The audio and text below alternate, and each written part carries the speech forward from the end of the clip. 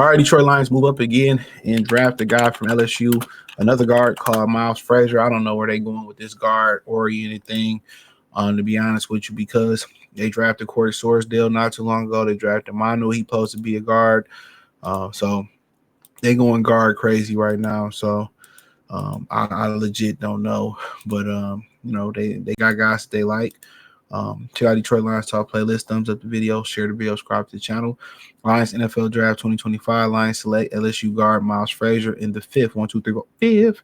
Detroit Lions trade. Okay, we didn't ask y'all for that. Detroit Lions traded up from 182 in the sixth round to 171 in the fourth round to select guard LSU guard Miles Frazier. They move up, costing Lions their seventh round pick, 228, and they have two more remaining, 230 and 244. Frazier is the second guard the Lions taking the 2025 draft. Joining round pick Tate Ratledge out of Georgia. He said Frazier was a four-year starter in college, one at FIU, Florida National University, and three at LSU. He has experience at 4 different spots. 28 games at right tackle, 12 games at left tackle, 9 games at left guard, 2 games at right tackle. And much like most of the picks the Lions make, he's got a mean mentality on the field. Arkansas defensive lineman Ed Gregory once described him in a way per Dan Burglar's Beast. He had an extra edge. You could see he was different. By many accounts, this is a great value for Frazier. Burglar had him as the 81st best prospect in this draft, while Daniel Jeremiah had him as the 61st overall prospect. So as it stands right now, the Lions drafted Tylik Williams, defensive tackle, Ohio State, Tate Ratledge, guard, Georgia, Isaac Tesla, wide receiver, Arkansas. They still have a pick 20 in the sixth round, pick 14 in the seventh round, pick 28 in the seventh round.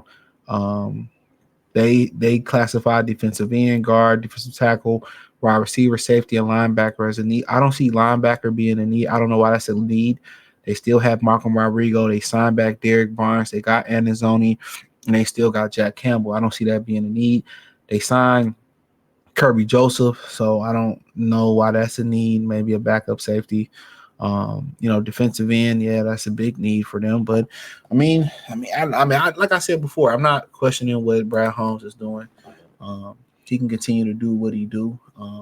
It was 15-2 last year, so obviously he has a great talent for what's going on with his team. So shout out to him. I'm gonna trust the process. They were 15-2. He has turned it around fairly quickly here. So obviously, who am I to question what he got going on? Who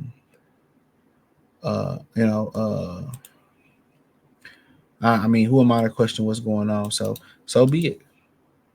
So Miles Frazier, mean, nasty guard. The other Rutledge guy, Tate Rutledge, mean, nasty guard. There is a theme here. There is a theme here, mean and nasty guards. So I like it. You need, those are the type of guys they like to play. Like to draft or go after is guys with nasty streaks, mean streaks, play with a chip on their shoulder, and they want to be a tough physical football team. So why wouldn't you draft tough physical players? Even the receiver they got out of Arkansas, the local guy from Hudsonville, Tesla, you know what I'm saying? He even was a guy that was who's a really good blocker as a wide receiver. So, you got a guy like that that's a really good blocker as a wide receiver. He's tough, nasty, and gritty and stuff of that nature. So, right as of right now, do I think they got better this offseason? No. Do I believe that they banking on being healthy? Yes. So, only time will tell. But, you got the 61st best prospect on somebody's board. You got him, at pick. What pick was that again? 182. So you just have to understand, or whatever it was. It wasn't 182. 171. You got to ask yourself, why did he fall so far? And I know a lot of people based on drafting guys and hiring people based on how they interview. I get it. You're drafting them based on how did the interview process go. I get it more than anybody out there, but everybody is not a great test taker. Everybody's not a great interviewer. You could be passing up on a good candidate because they may not be the most articulate person out there. So that's one thing I will say. So, and maybe that's the case. You know, these guys be losing it in the interview process. So the Lions finally did select the edge. And I guess we'll double up with that. So I'm gonna double up with that on this video. So it just came up on my screen. Um, so we're gonna talk about that in a second.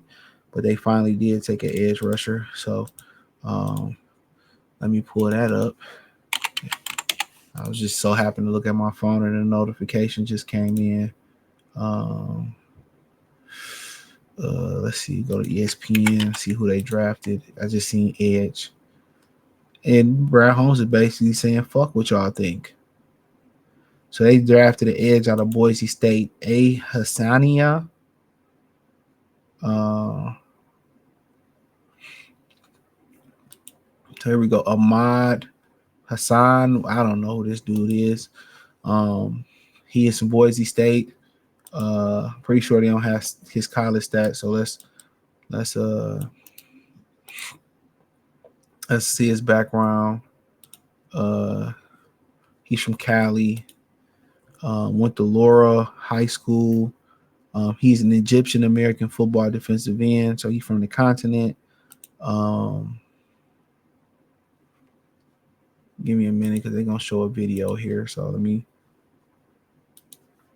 maybe they didn't show a video for a mod. So 6'2", 267, 5.69 score, 4.77, 32 and a half broad jump, 1.7 10-yard split, 9.5 broad jump, 32 and a half vertical, 27 bench presses. So he's more strong than athletic.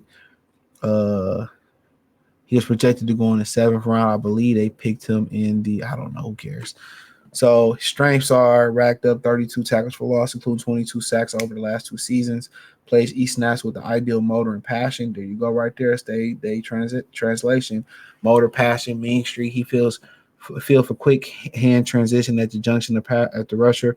Gets it to and hits the quarterback at a nice clip. Keeps his feet moving, pass low through the rush. Weakness is tight hips. Plays with the mechanical movement. Has trouble controlling and discarding inline tight ends. Too often attacks the blockers and not the play. Leg quality go-to moves for a quick win as a rusher. Below average rush speeds. Bend on the outside. Lack of body control and feel for angles leads to missed tackles. So a lot of that can be coached up. No real really comp here for him. Played 9 games as a reserve in 2021, 5 tackles. 2022 played 12 games with 3 stars, 13 tackles, 2 sacks. 2023, first team All Mountain Conference, ranked 5th in FBS with 12.5 sacks. Started off 14 games, 53 tackles, 16.5 tackles for loss, 2 forced fumbles. Last year, 2024, first team All Mountain West, tied for the team lead in 15.5 tackles for loss. Led the team with 9.5 sacks. Started off 14 games, 48 tackles. Miscellaneous. First player from Egypt to play FBS football, half brother, same father, Corey Bishu, whatever, who grew up in America with his mother, played football at a Zoo Pacific and is 14 years older than Ahmad. Daddy was still clapping cheeks at a young age, at an old age. So, yeah, man, shout out to them, man. Let me know what y'all girls and guys think in the comment section. Thumbs up the video, share the video, subscribe to the channel, check out the NFL playlist. Peace.